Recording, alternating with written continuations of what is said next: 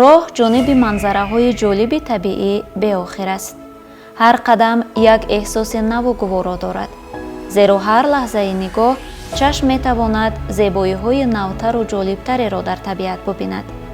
ҳар вазиши нарму маҳине дар ин муҳит бӯе ё муждае аз мӯъҷизаҳои табиат меорад. мӯъҷизаҳое ки бо вуҷуди муаррифӣ гаштану шинохта шудан садҳо асрори дигари ногуфта доранд.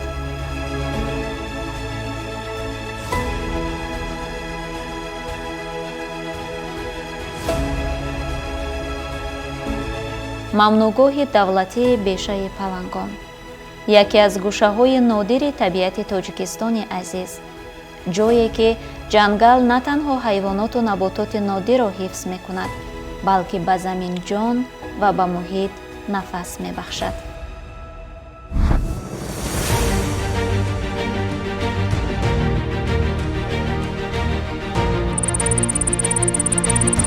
масоҳати умумии мамнунгоҳи табиии давлатии бешаи палангон 49785 гектарро ташкил медиҳад. 34768 гектар аз ҳисоби ноҳияи дӯстӣ, 14362 гектар аз ҳисоби ноҳияи қубодиён, 65484 гектар аз ҳисоби ноҳияи ҷайҳун. дар мамнунгоҳ 25276 гектарро бешазор, 10000 гектарро кӯҳҳо, 11000 гектарро нимбиёбон, 3500 гектарро кӯлҳо ташкил медиҳанд. мамнӯъгоҳи давлатии бешаи палангон барҳақ макони писандида нодири ҷумҳурии Тоҷикистон ва умуман Осиёи марказӣ маҳсуб меёбад. агар мо вақте ба таърихи мамнӯъгоҳи бешаи палангон назар меафканем, пеши назари ман ҳамун китоби муҳаққиқи рус Потапов бо номи «Вабиятях тигрови балка дар оғӯши бешаи палангон» ҳаст, ки ин китобро Потапов солҳои 60-уми асри 20 аз чоп бароварда буд дар шаҳри Москав ва дар ҳамин китоб мегӯяд, ки бешаи палангон ин амазонкаи дуюм мебошад.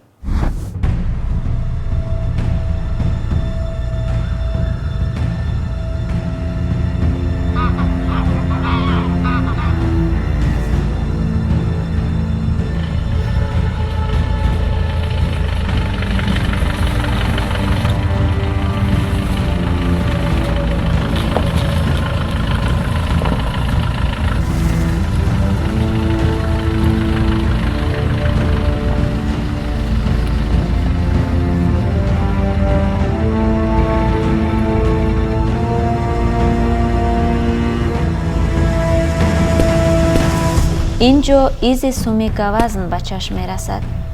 нав ё кӯҳна будани из барои ошноёнаш маълум аст.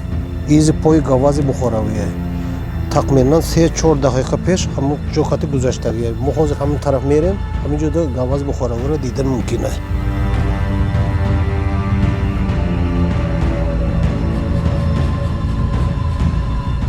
ҳамин як изи оддӣ нишон медиҳад, ки дар ин ҷо ҳаёт вуҷуд дорад. ҳайати кормандони телевизиони илм ва табиат бо нигаҳбони беша аз пайи гавазн мераванд.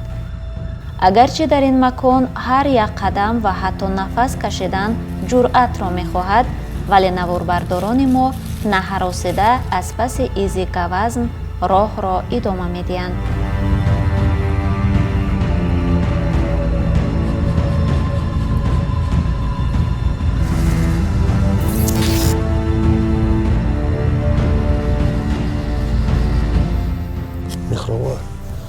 ана ҳаминҷода гавази бухоравие дурони ҳамон тараф сар бите. билохира пайдо шуд. дар нигоҳи ин ҳайвони нодир ҳайрат эҳсос мешавад. гӯё аз худаш мепурсад, ки оё ин беша ҳанӯз ҳам амн аст. дар аввал ором қадам монда, сипас барои ҳифзу эҳтиёти худ роҳи гурезро пеш мегирад. ҷангал барои он беҳтарин паноҳгоҳ аст. худро миёни дарахтони сершох пинҳон кардан мехоҳад ва бовар дорад, ки дигар касе ӯро намебинад. ин манзараи кӯтоҳ бо боварӣ ва умед зиндагӣ карданро ба одамон талқин менамояд. дар ин беша танҳо як гавазн нест. дар идомаи сафар рафиқонашро низ ба навор хоҳанд гирифт. хушбахтона бо аз тарафи кумитаи ҳифзи муҳити зист муассисаи давлатии дӯтаи табиӣ мақсадӣ ва кормандони худи ҳамин мамнунгоҳи табиӣ давлатии бешаи палангон корҳои зарури ба сомон расонида шуда ҳамин миқдори гавазни бухоро зиёд карда шуд ва тибқи маълумотҳои охир ҳамин гавазни бухорои дар мамнунгоҳ зиёда аз 300 сарро ташкил медиҳад.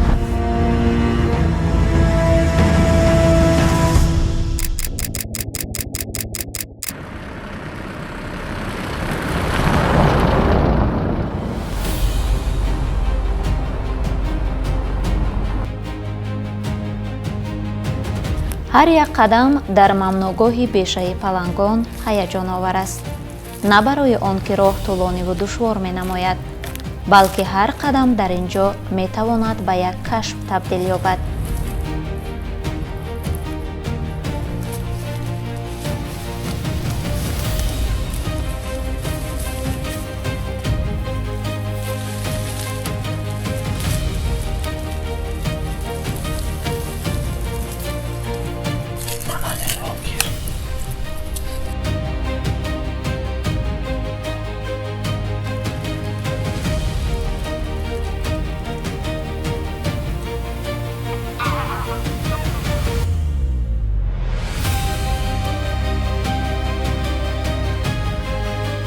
дар ин ҷо шитоб маъно надорад, зеро табиат худро танҳо ба касе мекушояд ки маҳорати гӯш кардан, бо меҳр назар намудан ва дарку эҳсосро соҳиб бошад.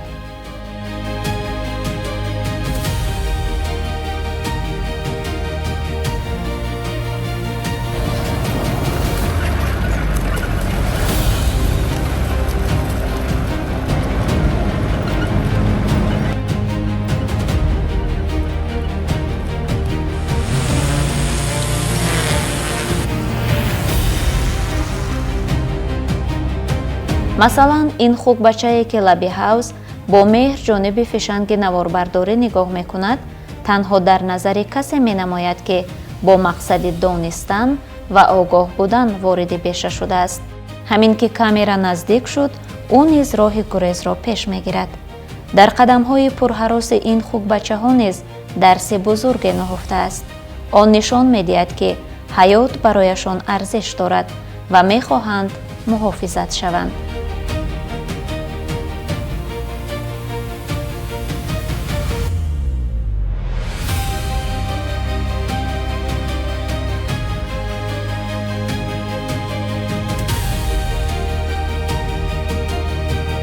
нигаҳбонони мамнӯъгоҳ на танҳо тавассути дидбонгоҳҳо бешаро назорат мекунанд, балки ҳар кадоме дар минтақаҳои алоҳида гардиш карда атрофро ҳамеша зери назар доранд.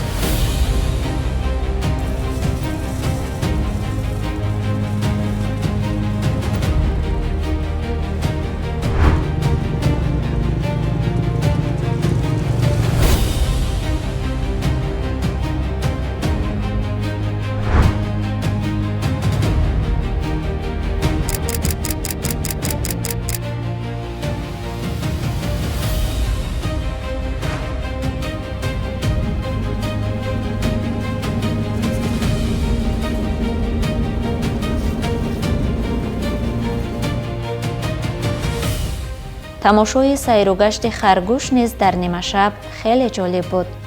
ором вале бо эҳтиётона қадам мезанад. он низ вақте боварӣ ҳосил мекунад ки атрофаш чандон амн несту нафаре таъқибаш мекунад, миёни алафзорони хушкида худро пинҳон менамояд ва аз сурохи бутазор атрофро назора мекунад ки оё хатаре вуҷуд дорад ё не. гӯшҳояш ба ҳар овози ночиз ҷунбиш мехӯранд. ҳис мешавад ки эҳсоси ногувори харгӯшакро азият медиҳад.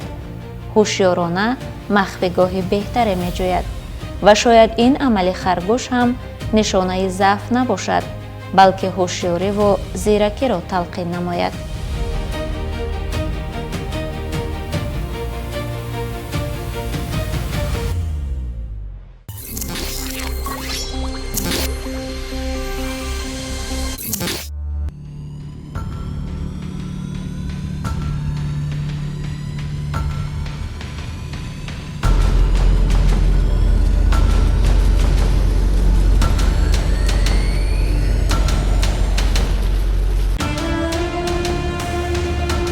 баъзе ҳайвоноти нодире ки бисёриҳо дар мамнӯъгоҳи бешаи палангон орзуи диданашонро доштанд, ҳамкорони мо муваффақ шуданд ки на танҳо онҳоро бинанд, балки ба навор гиранд.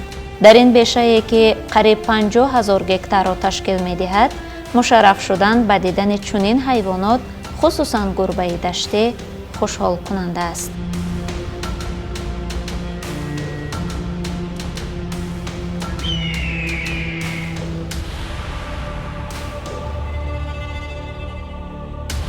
дигар намуди ҷонвароне ки дар минтақаи мамнӯъгоҳ дучор мешавад, намудҳои маъмулие ки айни замон хело ҳам камшумор мебошанд, ин гурбаи қамиздор, яъне яке аз намудҳои гурбашакволи хело ҳам бузургҷуссаи оилаи гурбашаквол мебошад, ки дар қамиздорҳо ё туғайзорҳои ин минтақа, яъне онҳо вохӯрдан мумкин аст.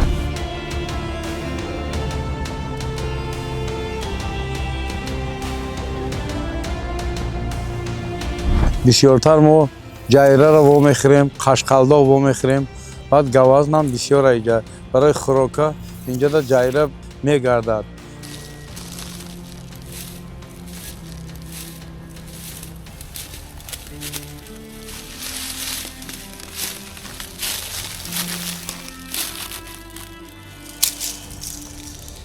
айни ҳол дар минтақаи техникии рақами 5-21 қитъа қарор дорем. дар ин ҷо ҳангоми назорат мушоҳида карда шуд, ки дар ин ҷо ҳечаи ҷайраи ҳиндӣ ва ҳангоми мушоҳида ҳамеро гуфтанӣ ҳастем, ки дар ин ҷо гирди атрофи ҳамин лонаро изи пои шағол ба назар мерасад, ки ба фикрам аз қафои тӯмаи худ мешавад. дар ин ҷо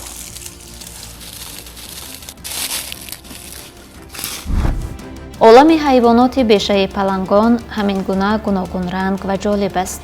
дар ин ҷо 18 намуди ҳайвонот ва 15 намуд набототи нодир ҳифз ва нигаҳ дошта мешаванд.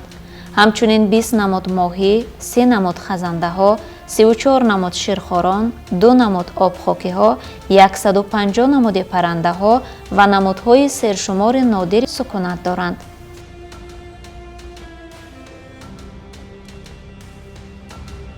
тарзи ҷойгиршавии бешаи палангон, релефи бешаи палангон диққатҷалбкунанда аст. яъне ки релефаш релефи тағйирёбанда аст.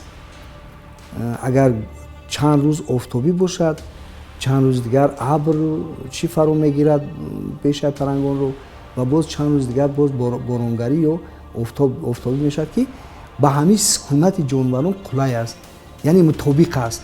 релефаш яъне хокаш, ҳамун муҳиташ, яъне ҳамун обу ҳавош барои сукунати ҷонварон қулай мебошад. барои ҳамин бешаи палангонро дар онҷо ташкил кардам, чунки дар онҷо ҷонварон, паррандагон бемалол метавонанд зиндагӣ кунанд. сабаби таъсиси ёфтани мамнӯъгоҳи мазкур пеш аз ҳама бо омӯзиши гуногунии биологии олами ҳайвонот ва наботот алоқамандӣ дорад. ва агар мо ба гузашта назар кунем, дар солҳои 20-уми асри гузашта аввалин экспедитсияи илмӣ дар ҷумҳурии Тоҷикистон таъсис дода мешавад, ки бешубҳа бо сарварии яке аз олимони шинохтаи он давра академик Евгений Никонорович Павловский роҳандозӣ шуда буд. аз ҳамон солҳо, яъне диққат ба омӯзиши олами ҳайвонот ва набототи Тоҷикистон вусъат пайдо мекунад ва аввалин китобе ки бешубҳа ба олами ҳайвоноти ҷумҳурии Тоҷикистон бахшида шуда буд, соли 1932 бо номи ҷонварони Тоҷикистон, звери Таҷикистона. ин як заминаи муҳим дар он шуд, ки оҳиста оҳиста дар бораи табиат ва олами ҳайвоноти ҷумҳурии Тоҷикистон маълумотҳои бештар пайдо гардад. аҷиб аз он аст, ки на танҳо дар бешаи палангон паррандагони нодир ва ҳайвонотҳои нодир вомехӯрад ба чашм мерасад, балки бешаи палангон намунаи нодири растаниҳои шифобахш, растаниҳои доругӣ ва растаниҳое ки ҳамеша сабз ҳастанд, яъне барои ҷонварон ва паррандагон хӯрок, ғизо ҳастанд, дар ин ҷо вомехӯрад. мавриди ифтихор аст ки соли 2023 мамнӯгоҳи бешаи палангон ба феҳристи мероси умумии ҷаҳонии ЮНЕСКО ворид карда шуд ки ин арзиш ва эътибори байналмилалӣ доштани бешаро бозгӯ мекунад.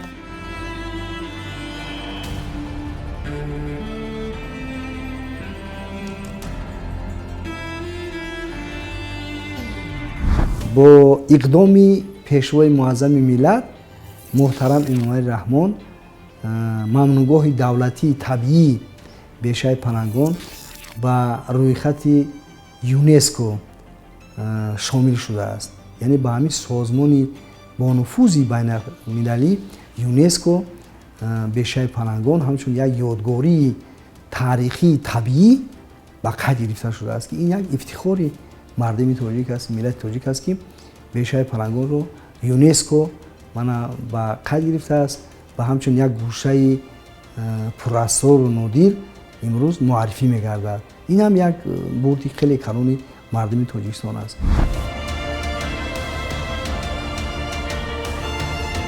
ҳамчунин дар мамнӯгоҳ бошишгоҳҳо мавҷуд аст. яке аз онҳо бо номи пажарка ки маънои сӯхтор хомӯшкунакро дорад.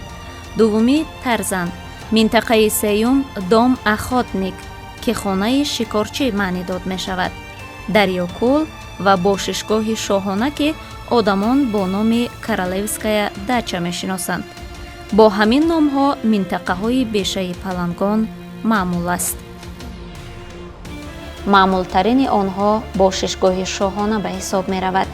тибқи баъзе ривоятҳо замони шоҳи Афғонистон барои ҳаловат бурдан аз боду ҳавои форами бешаи палангон ва тамошои мӯъҷизаҳои ҳайратангези ин макон ба мамнӯъгоҳ меояд ва дар ҳамин бошишгоҳ сукунат мекунад. аз ҳамон замон ин ҷо бошишгоҳи шоҳона унвон мегирад. бешаи палангон калонтарин ва нодиртарин мамнӯъгоҳ дар Осиёи марказӣ шуморида мешавад ки барои Тоҷикистони азиз дороии камназир ба ҳисоб меравад.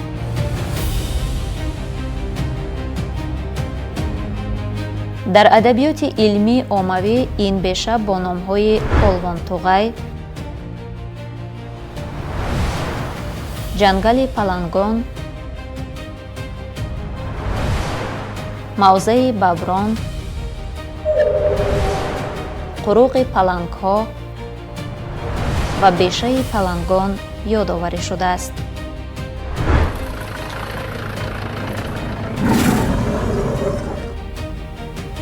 дар маълумоте ки доир ба мавҷудияти ҳайвоноти нодири бешаи палангон пешниҳод шуд, аз мавҷуд будани паланг ба қавле асаре набуд.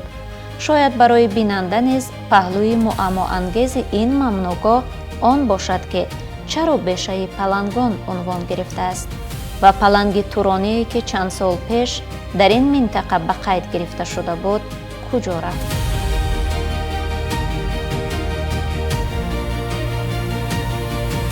ҳарчанд ки дар ин ҷо паланг нест, яъне ки охирон паланги туронӣ солҳои 54-57 аз ҳамин бешаи палангон фирор намудааст ва нест шудааст.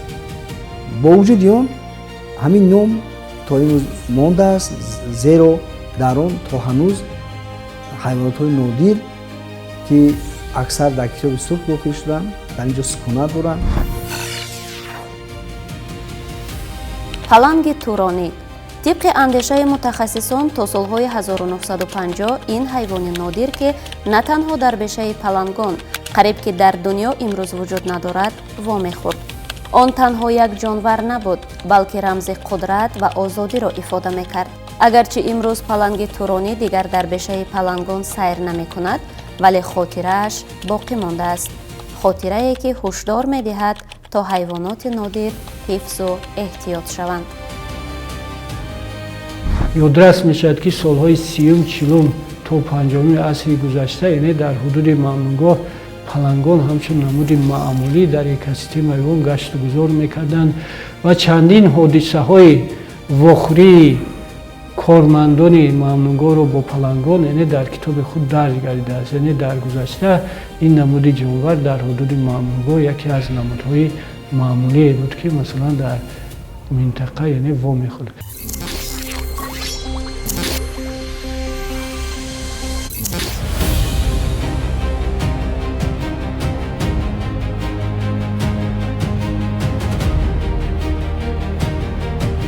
мамнӯъгоҳи давлатии бешаи палангон аввалин ва бузургтарин мамнӯъгоҳи табиии тоҷикистони пурмӯъҷиза аст, ки 4 ноябри соли 1938 бо мақсади ҳифзу нигаҳдории экосистемаҳои нодири биёбону туғайзор ва ҳайвоноти хос таъсис дода шудааст.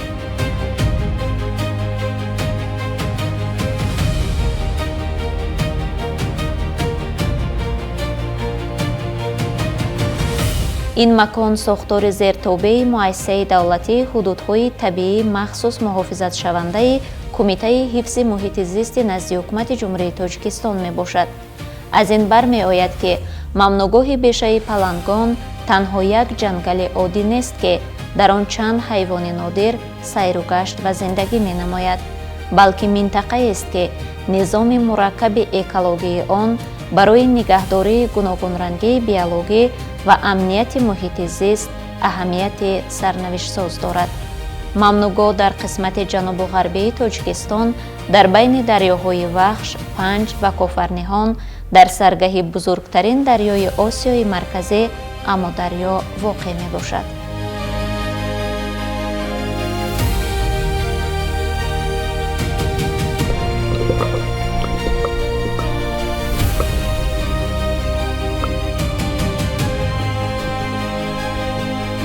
бешаи палангон дар резишгоҳи дарёи Вахш дар вилояти Хатнон дар ҳамсарҳадӣ бо Афғонистон як гӯшае ҳаст, ки дар он тамоми номгӯи олами наботот ва ҳайвонотро дар он ҷо дидан мумкин аст.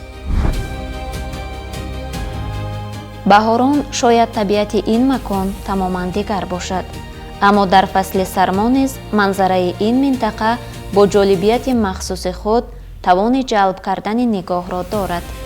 дарахтон баргҳои худро ба замин пояндоз намуда пираҳани рангаву ҷолиберо ба алафзорони хушкида пӯшонидаанд, ки тасвири зебоиҳои он чандин саҳифаҳои китобро пур мекунад. дар сукути ҳар шохаи дарахт ё растании зардшудаи ин макон оғози нави пинҳон аст, оғозе ки таърих, нафас ва ҳаёти худро дорад. бо имзои Калинин ҳамин мамнӯъгоҳ соли 1938 бунёд шудааст. ин калонтарин мамнӯъгоҳ дар Осиёи Минак қариб ки дар дунё аст, чунки қариб 50 000 гектар замин тӯл кашидааст.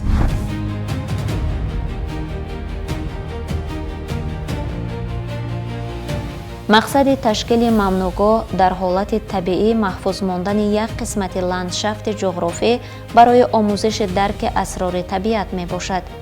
ин беша яке аз гӯшаҳои табиати зебои Тоҷикистон буда робитаи тарафайни олами наботот ва ҳайвоноти биёбони туғайзорро дар экосистемаи табиӣ таҷассум менамояд. ба қавли мутахассисон, мамнӯъгоҳи бешаи палангон ҳолати табиии худро то ҳол дигар накардааст.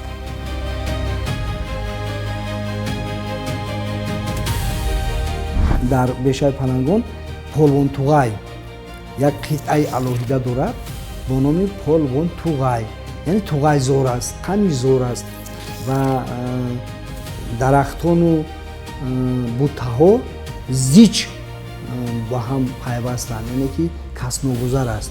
дар он ҷо хӯкҳои ёбоӣ, масалан дигар ҳайвонотҳои нодир, хонгулу масалан рӯбоҳу гургу шағол дигар ҷонваро зиндагӣ мекунанд. лекин полвонтуғай барои чӣ ҷолиб аст? барое ки полвонтуғай то имрӯз дар ҳолати табиӣ боқӣ мондааст. яъне ки дар бешаи палангон полвонтуғай дигар нашудааст, яъне ҳамун дасти шикорчиёну дасти масалан дигарон нарасидааст. ҳамун дар ҳолати табиӣ ҳамун қамишҳоу ҳамун дарахтони нодиру гулрезаш то ҳозир боқӣ мондаанд ва дар он ҷо ҷонварон сукунат мекунанд, ягон хавфу хатар ба онҳо таҳдид намекунад. хусусияти ҷолиби дигари беша дар он аст ки қисмати бештарашро туғайзор ташкил медиҳад. майдони туғайзорҳо дар мамнӯъгоҳ ба 24,1 гектар баробар буда, қисми зиёди он дар соҳили чапи дарёи Вахш паҳн гардидааст.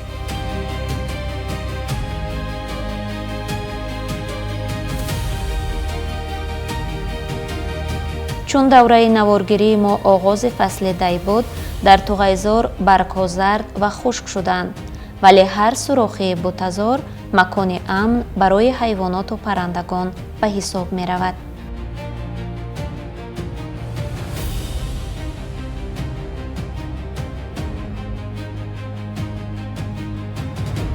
дар лаби кӯлҳо мурғобӣ ва дигар паррандагон оромона шино мекунанд. ҳамоҳанг шудани садои нозуки баргҳои зарди туғайзор бо ларзиши об зебоии дигареро ба тасвир меорад.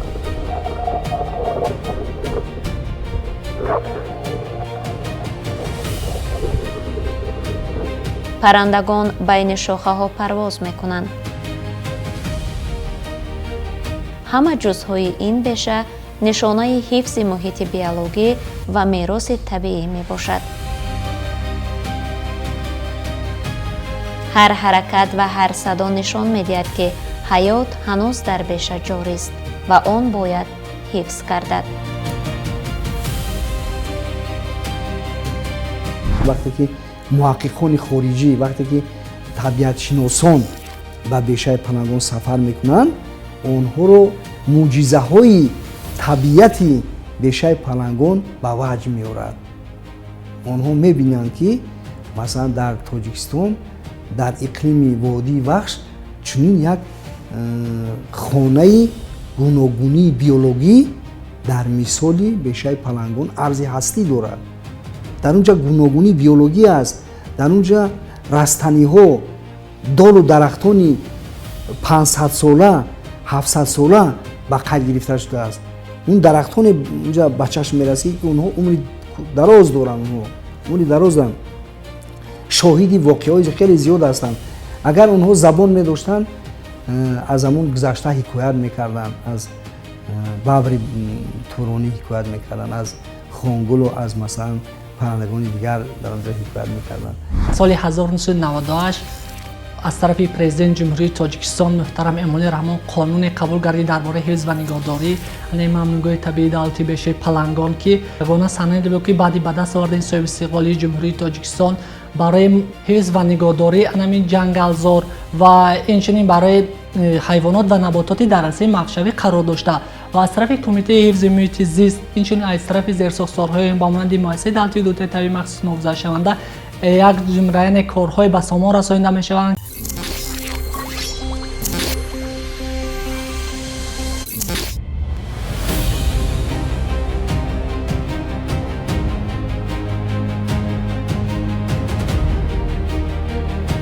бойгарии туғайзорро дарахти туранга ташкил медиҳад. ин дарахт хусусиятҳои ба худ хос дорад. танаи қавӣ ва шохаҳои густурдааш макони амн барои ҳайвонот ва паррандагон мебошад. туранга на танҳо як дарахт, балки манбаи зиндаи оксиген аст.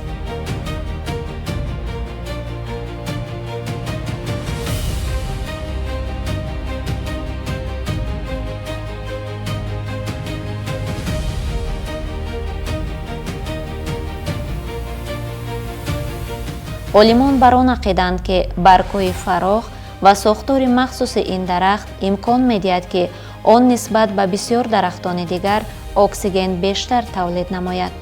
хусусан дар гармои тобистон маҳз туранга аст ки фазои бешаро сабуктар ва нафаскаширо осонтар месозад. ин дарахт бештар дар туғайзорҳои намнок, канори рудхонаҳо ва кӯлҳо месабзад ва бо об иртиботи ҷудонопазир дорад. бешаи палангон яке аз камтарин маконҳост ки туранга дар он ба шакли табиӣ ва густурда мерӯяд.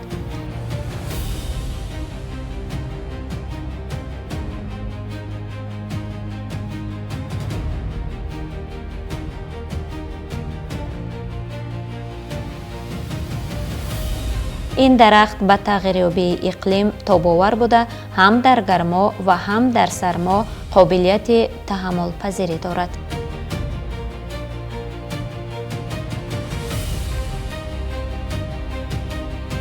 тобистонои бешари палангон бисёр гарм аст, то 45-50 дараҷа гарм мешавад. вақте ки шамол мевазад, ҷонварон дар зери туранга дам мегиранд, яъне сукунат мекунанд ва барои ҳаворо мутадил кардан аслан вай ҳаст мерӯяд ин дарахт. ва ин дарахт таърихи шояд хеле қадима дошта бошад.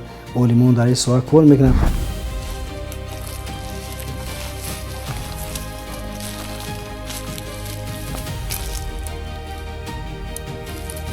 дар ҳудуди маъмунгоҳи бешаи палангон асосан ду намуди дарахти калони мешудаги бисёр сола ҳаста. як намудаш мана ҳамин патта мегам, як намудаш санҷитай. патташ мана ҳамин. ҳозир ман шумо чигел дидистодием, мо дарахти ғалтидагира, шикастагира, шамол шикастагира мо ҳуқуқ ва ё ягон каса додан, истифода бурдан, биридан ҳақ надорем. чигел ки табиат худаш офаридаге бояд ҳамхел беста. ҷои ҳамин гавази бухоравӣ бисёр ҳайвонот бисёр мегарда. баъд ҷиран, баъд гург, шағол, рӯбоғ, бисёр чи ҳайвона ҳаминҷода бисёр паррандаон хона мекунанд, ҳеча мекунанд, ҳаминҷода зиндаги худашона пеш мебаранд.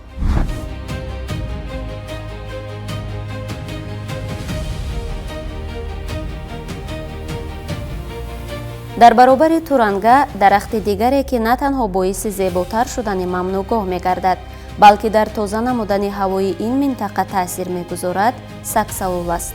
саксаулро метавон рамзи сабру пойдорӣ унвон дод, зеро ин дарахт дар заминҳои шӯру регзор реша давонида гӯё ба табиат исбот мекунад, ки ҳаёт ҳатто дар сахттарин шароит низ роҳи худро пайдо мекунад.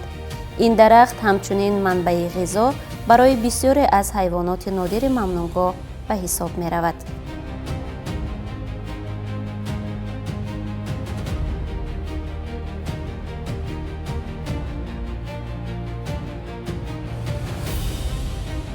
ин дарахт номаш саксаулай. ин ҳозир китоби сурхи тоҷикистонда чизи камай. ин калон шуданашам қиин дарахт. мана ҳамин дарахта шуморо дидистодем. ҳозир мана ҳамин дарахт 15-20 сола бошад. ин 15-20 солда ман ҳамука калон мешавад. ин калон шудан ҷудо қиинтар. солҳои охир тағйирёбии иқлим, гарм шудани ҳаво, боришоти кам шуданаш ҳамаш ҳамин чизо таъсир меёрад. барои ҳамин мо ин дарахтҳоро ҳамин сол 120 гектарда нақша кашидагем. ҳамин ай рӯи нақша мо ҳамина ай тухмуш кориданем. дар даҳҳо гектар майдон саксаулзор доман паҳн кардааст ва ҳатто солҳои охир бо иқдоми кормандони бешаи палангон ва кумитаи ҳифзи муҳити назди ҳукумати ҷумҳурии тоҷикистон дар ин ҷо боз майдонҳои саксаулзорро васеъ кардаанд, яъне шинонданд, саксаул шинонданд, чунки саксаул ин ғизои бебаҳои хазандагон ва ҷонварони бешаи палангон мебошад.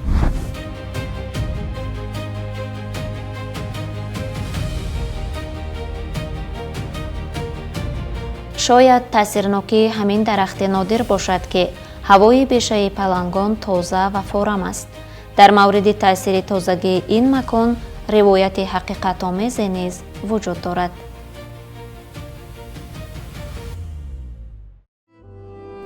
марде бо номи Григорий Навиков, ки сокини яке аз шаҳрҳои Федератсияи Россия будааст, ба бемории сил гирифтор мегардад. ин беморӣ танашро лоғар карда, нерӯяшро гирифта ва умедашро маҳдуд мегардонад. талоши пайвастаи табибон натиҷа намедиҳаду беморӣ тани мардро ланҷ мекунад. дар натиҷаи ташхиси табибон маълум мешавад, ки бемор ҳамагӣ 3 моҳ умр хоҳад дид ва тавсия медиҳанд, ки агар мехоҳад ин 3 моҳи боқимондаи умрашро сабуктар гузаронад, бояд ба минтақаи гармтаре сафар кунад. ӯ аввал ба яке аз давлатҳои ҳамсоя ва сипас ба Тоҷикистон меояд. гардиши айём ва тақдир мардро ба бешаи палангон мебарад. дар оғоз ин ҷо танҳо хомӯшӣ буд. бод аз миёни туғайзор мегузашту баргҳои турангаро ба гуфтугӯ меовард. об оромона ҳаракат мекард. ҳаво гӯё нафаскаширо аз нав меомӯзонд.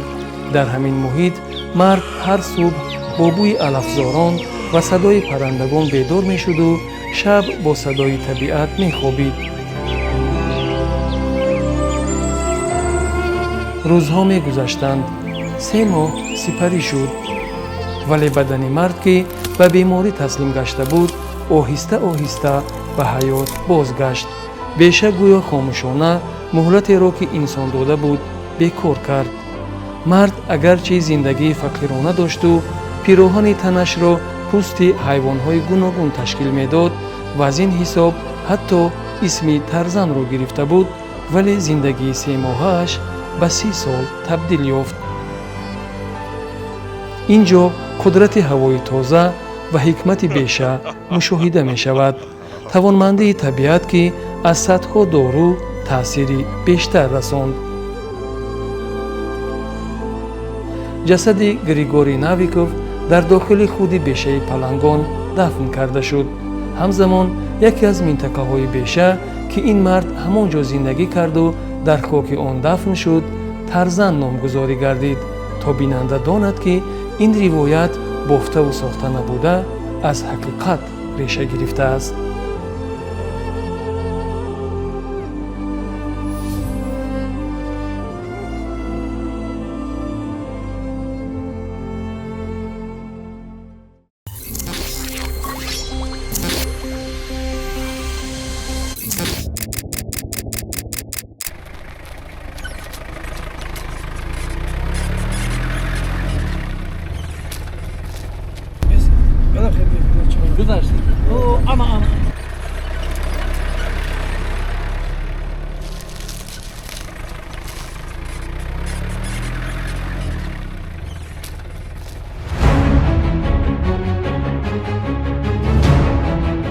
масоҳати зиёда аз 4000 гектари мамнӯъгоҳро обанбор ва кӯлҳо ташкил медиҳад.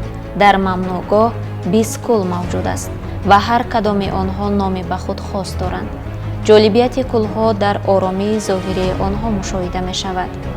об сокит аст, аммо зери ин хомӯшӣ дунёи пурҷунбеш ҷараён дорад.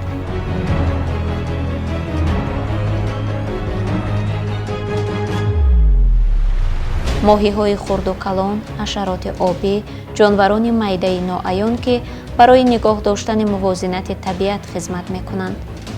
як ҳаракати ночиз метавонад мавҷҳоеро болои об тавлид намояд ва манзараро ҷолибтар созад. лаби кӯлҳо макони дӯстдоштаи паррандагон аст. мурғобиҳо оромона шино мекунанд. гоҳ-гоҳе бо завқ сарашонро ба зери об мебаранд, гӯё ба ҷаҳони дигар ғута мезада бошанд. лаҳзаи пас сафкашон ҳама дар қаторҳои худ парвоз мекунанд. парвозашон низ хеле зебост.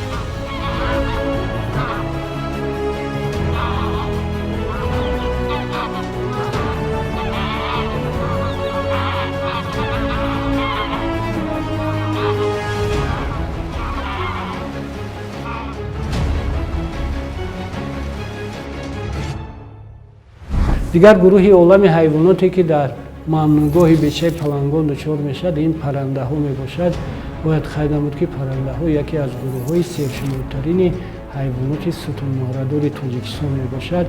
аз рӯи мутахассисони соҳаи орнитологияи ҷумҳурӣ айни замон дар ҳудуди ҷумҳурии мо яъне зиёда аз 400 намуди паррандаҳо дучор мешавад ва дар ҳудуди мамнӯъгоҳи бешаи палангон бошад зиёда аз 100 намуди онҳо ба қайд гирифта шудааст ки аз рӯи хусусиятҳои экологии худ ба намудҳои муқимӣ ва ё мавсимӣ ҷудо мешаванд.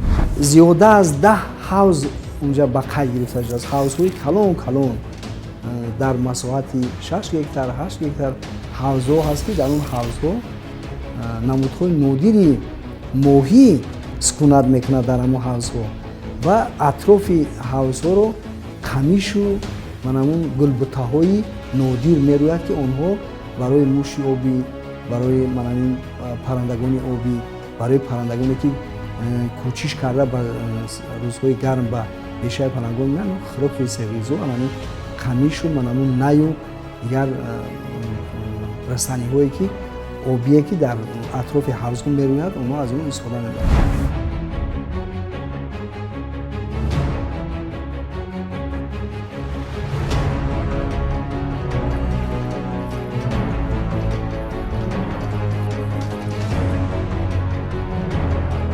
ин паррандаи зебо пеликанд ном дорад. пеликанд бо минқори худ мавҷи обро ба ҳаракат дароварда аз он лаззат мебарад. бо карашма акси худро болои об тамошо мекунаду шояд ба фикр меравад ки сабаби тавлиди ин зебоӣ худи он бошад ё ин ки макон ва ин кӯлҳо табиатан зебоянд. ёдовар мешавем ки пеликанд паррандаи мавсимӣ аст ва танҳо дар ҳамин фасл меҳмони бешаи палангон мешавад.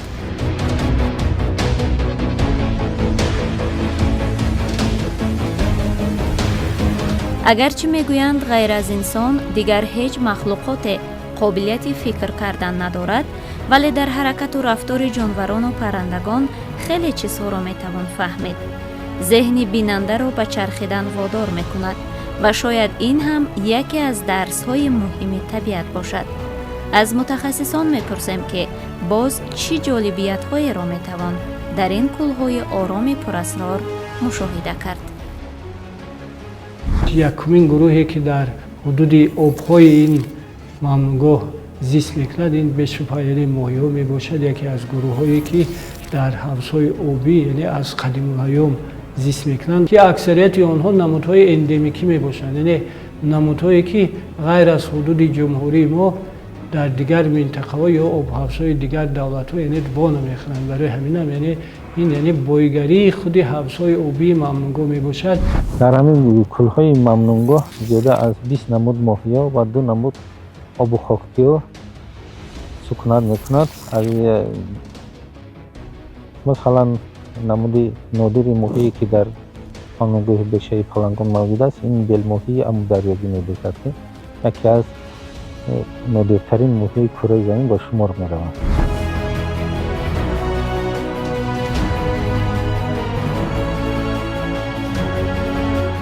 мамнугоҳи бешаи палангон танҳо макони ҳифзи ҳайвоноту набототи нодир нест. онро метавон ба сипаре шабоҳат дод ки зидди хушксолӣ, зидди фарсудашавии хок ва зидди аз байн рафтани ҳаёт мубориза мебарад. агар он аз байн равад, на танҳо як беша, балки як занҷираи мустаҳками ҳаёт мешиканад. зеро маҳз ҳамин гуна бешаҳо ҳастанд ки дар баробари паноҳгоҳи муҳим арзёбӣ шудани ҳайвоноту набототи нодир инчунин ҳаворо пок мекунад. он мисли шуши зиндаи табиат аст, нафас мекашад ва ба зиндагии атроф қувват мебахшад. замин бе мавҷудияти чунин маконҳо осебпазир мешавад. шояд ҳамин хизмати бебаҳои бешаро ба инобат гирифта онро ба муассисаи давлатии ҳудудҳои табиӣ махсус муҳофизатшавандаи кумитаи ҳифзи муҳити зисти назди ҳукумати ҷумҳурии Тоҷикистон ворид намуданд, то муҳофизат шавад ва зинда монад. махсусан ҳукумати ҷумҳурии Тоҷикистон якчанд барномаҳои ташкил карда шуданд ва худи ҳамин кумитаи ҳифзи муҳити зист, муассисаи давлатии ҳудудҳои махсус муҳофизатшаванда ҳама вақт чораҳои заруриро меандешанд то ҳанамин як гӯшаи табиаи Тоҷикистон, як минтақае ки ӯ нодир аст дар тамоми ҷомеаи ҷаҳонӣ анава ҳифз гардад ва ҳамчун мероси ягона ба яъне наслҳои оянда боқӣ монад.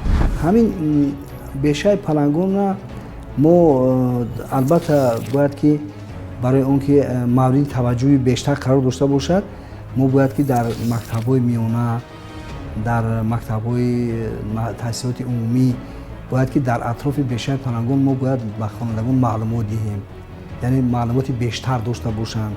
вақте ки талабо хонандагон маълумоти бештар пайдо кунанд, онҳо метавонанд ки ба бешаи палангон сафар кунанд, метавонанд дар ҳамдастӣ кунанд ба ҷангалбонҳо, ба кормандони бешаи палангон, дар ҳифзи олами ҳайвоноту табиат масалан лонаҳо гузоранд барои сукунати паррандагон, масалан кӯмак кунанд ки ҳамон паррандагони нодир ё ҷонварони нодир аз байн нараванд. мамнунгоҳи бешаи палангон яъне унсуре мебошад ки ин гуна табиати нотакрор дар рӯи замин яъне ангушумор боқӣ мондааст. дар осиёи миёна яъне ҳамин гуна мамнунгҳо танҳо дар ҳудуди ҷумҳурии ӯзбекистон ба масоҳати кам боқӣ мондааст. аз ин рӯ яке аз вазифаҳои муҳими яъне кумитаи ҳифзи муҳити зисти назди ҳукумати ҷумҳурӣ умуман яъне ҷомеаи башарии Тоҷикистон ин ҳифз ва нигаҳдории ин як яъне ганҷинаи бебаҳои табиати Тоҷикистон мебошад. ҳифзи мамнӯъгоҳи бешаи палангон масъулияти наслҳост. ин амонатест аз гузашта ба оянда. агар имрӯз онро муҳофизат кунем, фарду табиат моро ҳифз мекунад ва агар имрӯз бетафовут бошем, фарду барои барқарор кардани он дер мешавад. ин беша ба муҳофизат ниёз дорад, на танҳо бо қонун, балки бо шуъур, зеро табиат танҳо он вақт зинда мемонад ки инсон ҷузъи он будани худро эҳсос кунад. табиат марз намешиносад ва осеб ба як гӯшаи он дер ё зуд ба зиндагии худи инсон зарба мезанад. хушк шудани як чашма, нобуд шудани як растанӣ, нест шудани як навъи ҷонвар ҳама паёмадҳои як беэътиноӣ аст. табиатро дӯст бояд дошт то мӯъҷизаҳояш зинда монанд.